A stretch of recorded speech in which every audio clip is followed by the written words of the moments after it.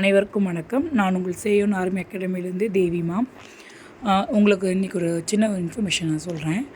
முயற்சி உடையார் இகழ்ச்சி அடையார்னு சொல்லுவாங்க, தெரியும் தானே உங்களுக்கு? கண்டிப்பாக யார் ஒருத்தர் ஹார்ட் ஒர்க் போட்டுக்கிட்டே இருக்காங்களோ அவங்க ஃபெயிலியர் ஆகவே மாட்டாங்க.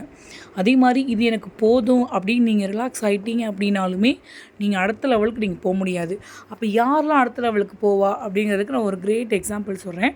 நீங்கள் அந்த முயலும் ஆமையும் ஒரு சில கதை படிச்சிருப்பீங்க. முயல் என்ன பண்ணோம் அப்படின்னா வேகமாக ஓடுமா. அப்போ என்ன பண்ணுமா, நம்ம கூட காம்படிஷனுக்கு யார் வரா?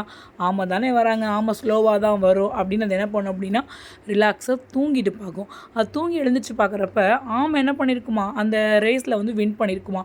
ஸோ இதுலேருந்து என்ன அப்படின்னா, நான் எக்ஸாமுக்கு 2 months முன்னாடி நான் படித்தா போதும் அப்படிங்கிறவங்களுக்கு நீங்கள் முயல் மாதிரி தான்.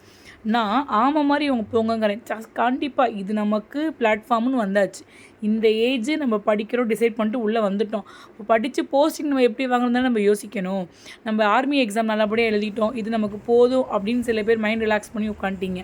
ஃபிசிக்கலுக்கு சார் மார்னிங் ஃபுல்லாக கொடுத்துட்ருக்காங்க, ஸ்டடீஸ்க்கு டே டைமில் நம்ம ஃபுல்லாக கொடுத்துட்ருக்கோம். இதை நல்லா யூஸ் பண்ணிவிட்டு நீ ஒருவேளை ஆர்மியில் செலக்ட் ஆகி நீ உள்ளே போனாலுமே அடுத்தடுத்து ஹையர் லெவலுக்கு கண்டிப்பாக உனக்கு எக்ஸாம்ஸ் தேவை தானே. அப்போ நான் ஹார்ட் ஒர்க்ஸ் நீங்கள் நல்லா போடணுமா இல்லையா?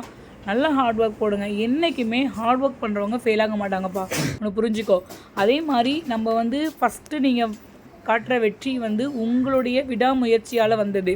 அந்த விடாமுயற்சி நீங்கள் கண்டினியூஸாக பண்ணுறப்ப தான் அது வெற்றினே எல்லாருமே சொல்லுவாங்க. இல்லைனா அது ஏதோ லக்கில் தம்பி உள்ளே போயிட்டான் அப்படி மாதிரி சொல்லிடுவாங்க.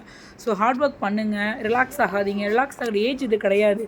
5 வளையாதது 50 வளையவே வளையாது. இந்த ஏஜ் அடித்து நவுத்தி போஸ்டிங் வாங்குங்க.